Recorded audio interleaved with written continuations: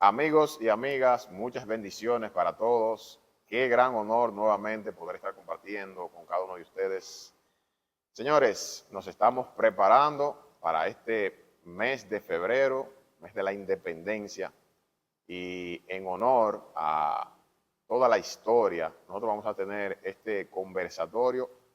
Miren nada más con quién yo estoy nuevamente aquí, con mi querido profesor Genaro Bretón. Genaro, bienvenido nuevamente. Un placer. Gracias por invitarme. ¿Cómo se siente? Muy bien de poder estar compartiendo contigo y saber que nuestro conversatorio llegará a esta excelente audiencia. Para los que no sepan, nosotros está ahí en el canal de YouTube. Acuérdense, está ahí el primer conversatorio con el licenciado Genaro Bretón.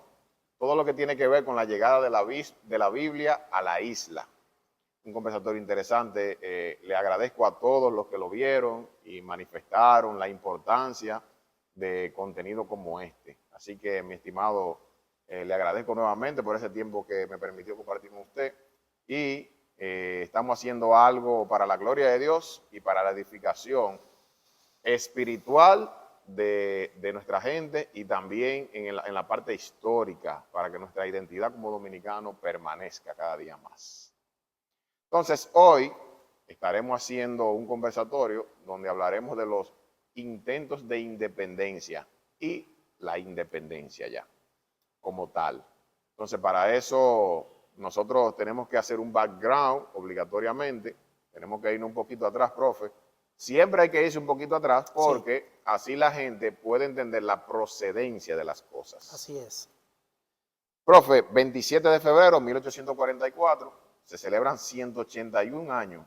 Ahora, este 27 de febrero se celebran 181 años ya de nuestra independencia, de que nosotros nos hacemos llamar dominicanos y que somos libres e independientes. Amén. Así es. Pero, profe, usted que es un historiador, nosotros tenemos que irnos, es mucho, 181 años de historia es mucho.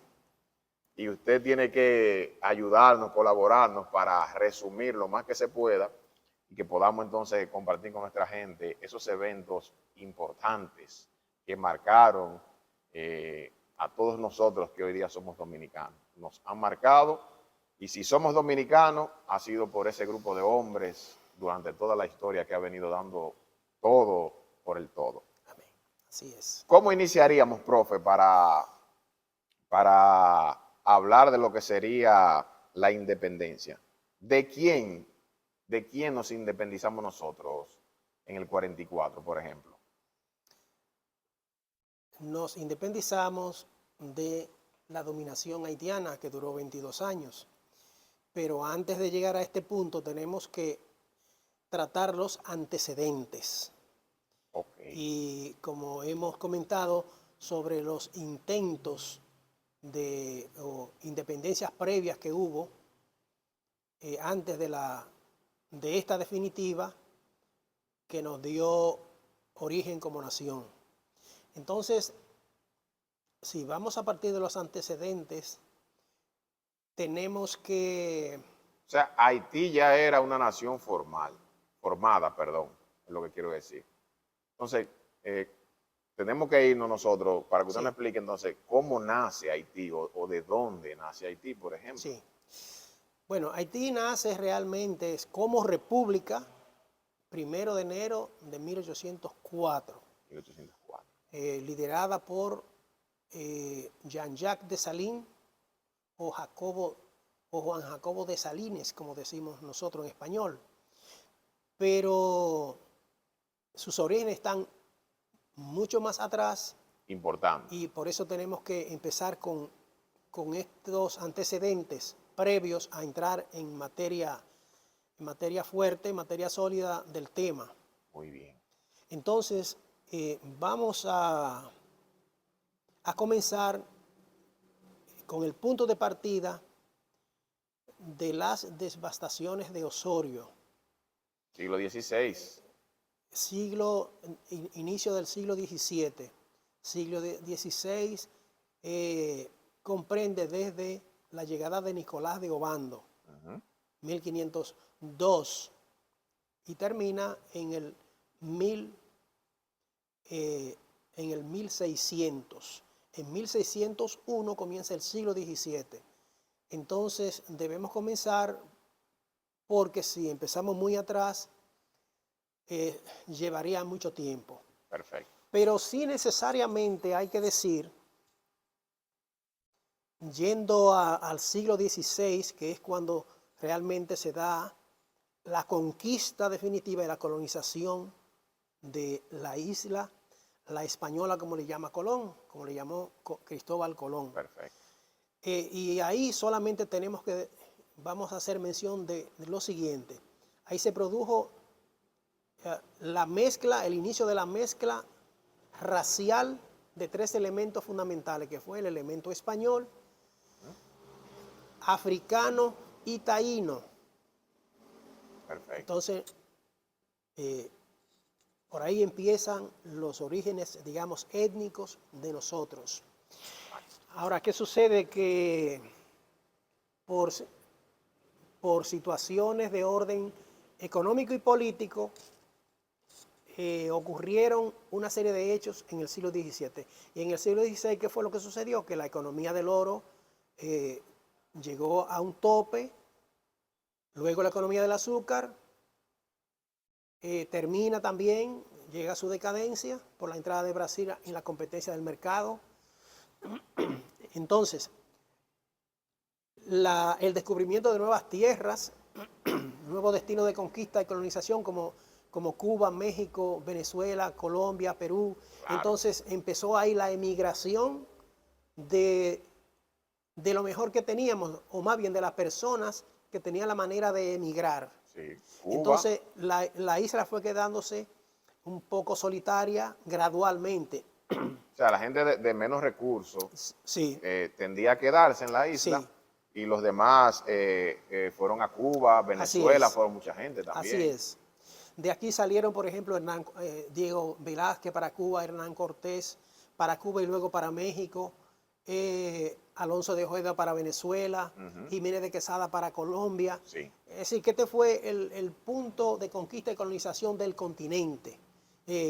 Ocupamos una posición privilegiada, estratégica en materia, como se llama hoy, geopolítica. Para España fue el punto de partida para conquistar el resto del continente. Pero luego que perdimos importancia económica, pues la metrópoli, España, pues empezó a prestar menos atención, ya los intereses eran menos. Exacto.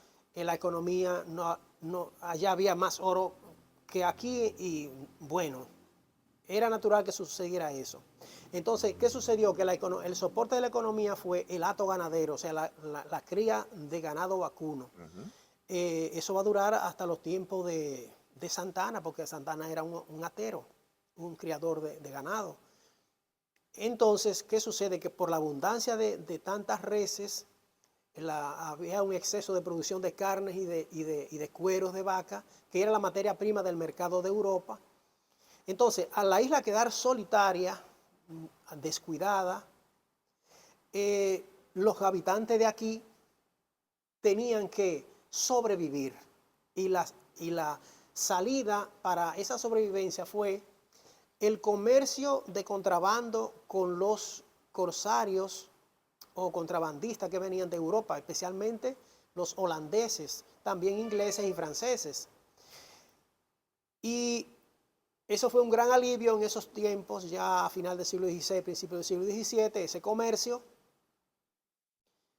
Pero cuando la noticia llega a España de que esta colonia, que la española los habitantes de la española están comercializando con países y especialmente con Holanda, que era un país, como ellos le decían, hereje, porque había abrazado la reforma. Y que encima de eso habían encontrado 300 Biblias. Eso fue una alarma para la corona española y vino la orden de desalojar, de poblar toda esa zona. En ese tiempo Antonio de Osorio era el gobernador. Exacto. Él se encargó por la fuerza, incendiando todas las viviendas. En ese tiempo eran de madera y asuntos vegetales, hojas de palma y cana y demás. Y un incendio. Por eso que Pedro Mil le va a llamar Gran Incendio a un libro que escribió sobre ese tema. Bueno, en parte, ¿verdad? Al quedar solitaria la parte norte y oeste de la isla, porque todos los habitantes fueron obligados a trasladarse al este en lo que hoy es Monte Plata y Vallaguana, y luego la prohibición de pasar hacia el oeste a practicar a cazar vaca y a vender cueros y carne seca.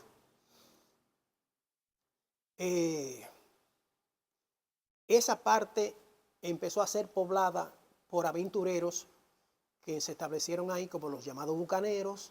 Sí. Y de una isla de San Cristóbal también llegó otra cantidad de personas y empezaron a habitar la parte oeste, pero también la isla Tortuga, que está al este de Haití, al norte de Haití, fue el centro de la piratería del Caribe. Entonces esos piratas también incursionaron en la parte oeste, con lo cual hubo que pelear también desde acá, desde la parte española.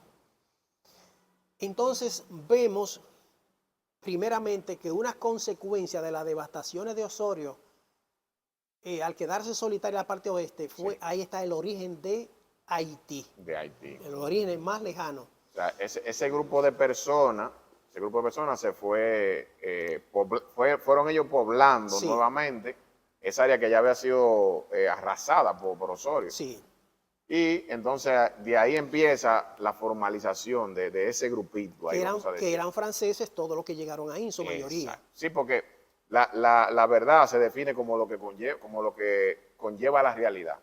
Entonces, nosotros tenemos Haití hoy día que maneja el francés. Y mucha gente de nosotros no sabe y no entiende el por qué, porque no conoce la historia. Así es. Entonces, los franceses hacen su población ahí, y de ahí entonces empieza a surgir lo que hoy conocemos más o menos como Haití. Sí. Hay que decir algo más en ese sentido. Vemos los primeros pobladores franceses que llegan ahí. Pero, ¿qué sucede o qué estaba sucediendo?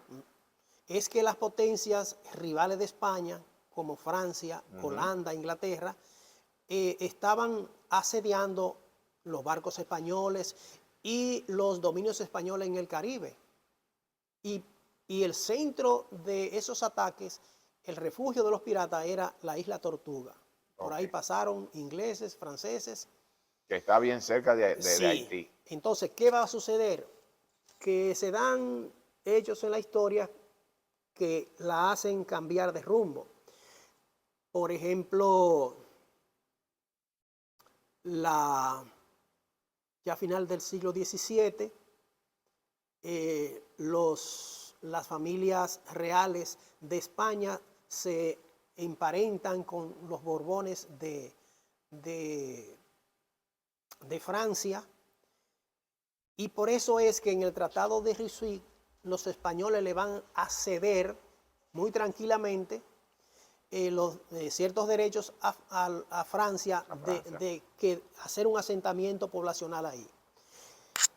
Ahora, previamente esas incursiones habían sido espontáneas debido a la soledad. De modo que todo el siglo XVII, digamos que desde el 1610 en adelante, empezó a llenarse de aventureros franceses esa parte oeste.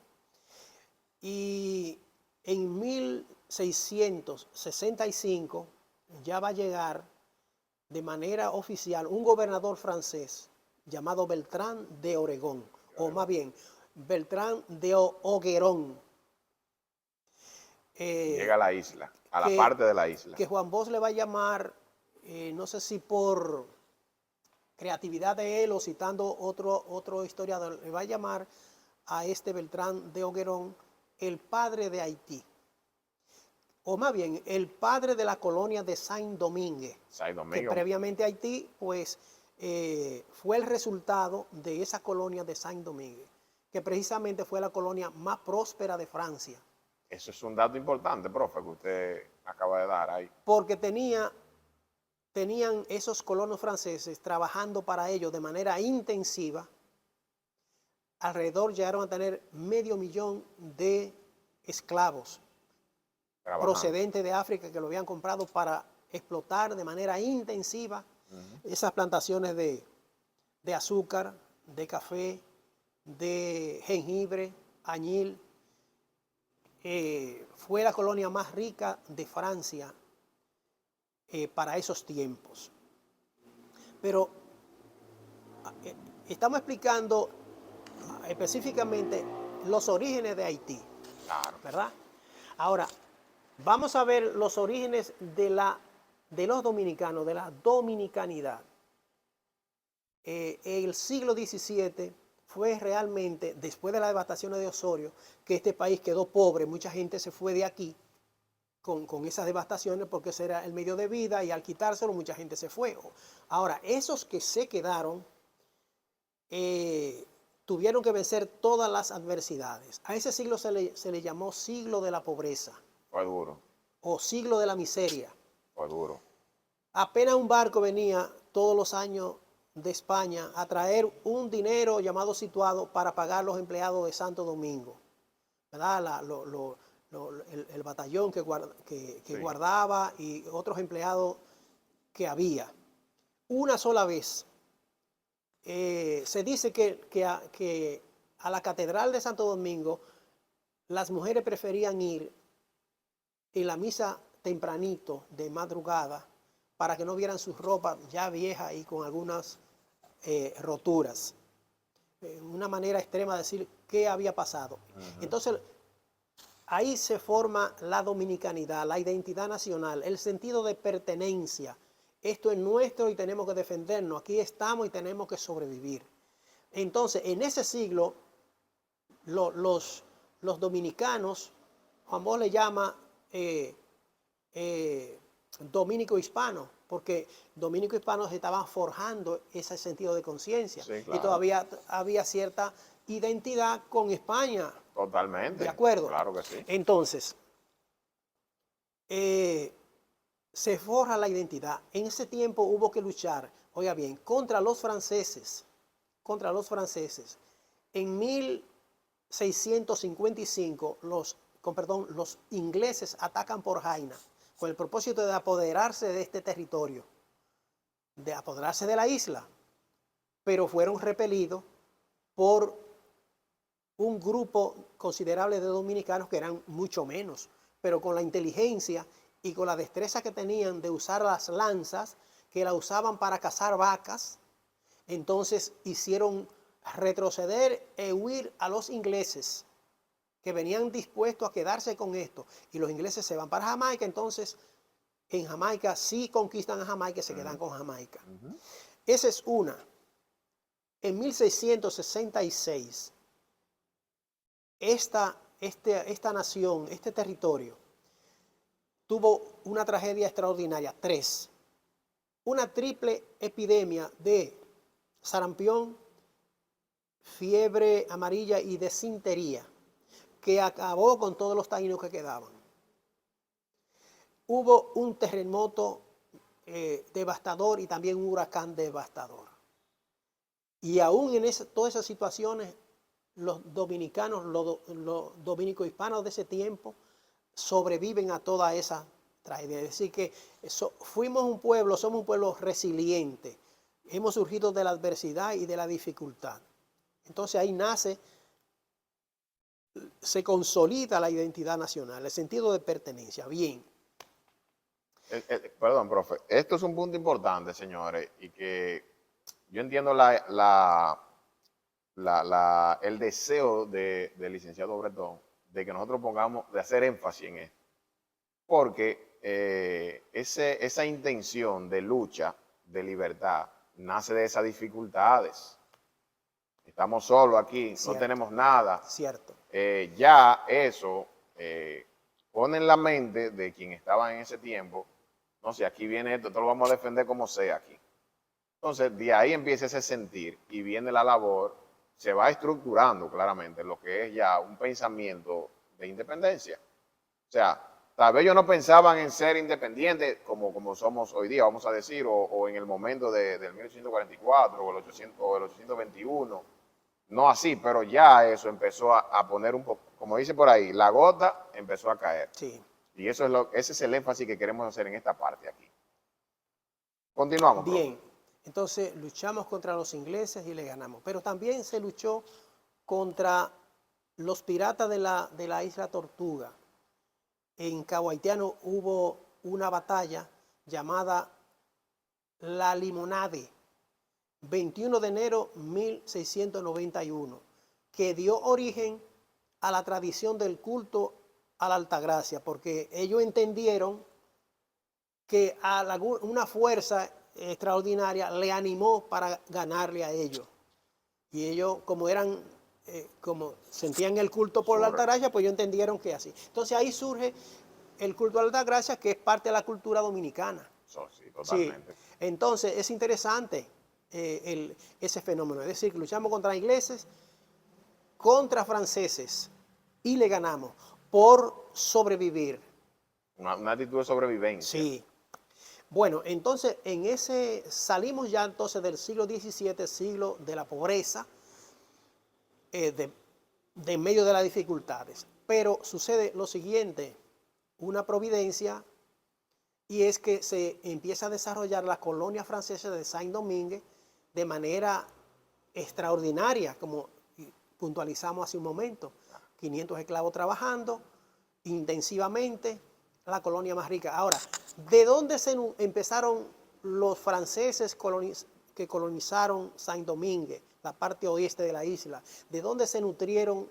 ¿De dónde conseguían los animales para la carne, para el tiro, es decir, para cargar productos del campo a los puertos, como verdad, mulos, caballos, burros, para comer carne de res? Era aquí, en la parte este, cuya producción continuó siendo el hato ganadero.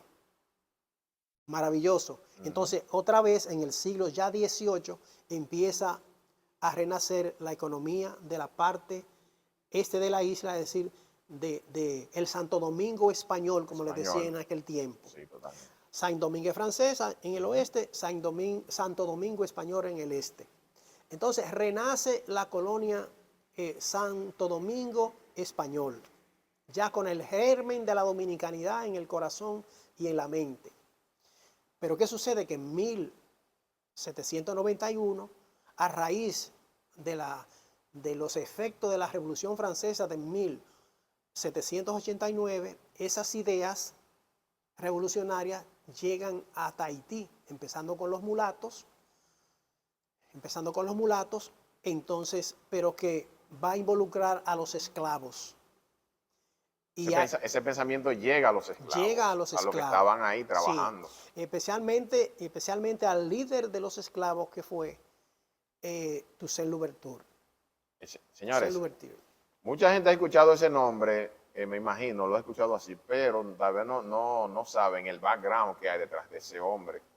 Ese hombre, para la formalización de la nación de Haití se puede ejemplificar como un Juan Pablo Duarte para nosotros. Sí, claro, claro. Totalmente. Ese hombre, hijo de esclavo, sí, recibió su libertad y se volvió un líder dentro del movimiento. Él desarrolló su potencial que traía, porque él era hijo de una familia noble de África, y cuando es así, desde niño desarrollan ese potencial, ese liderazgo, lo traen consigo.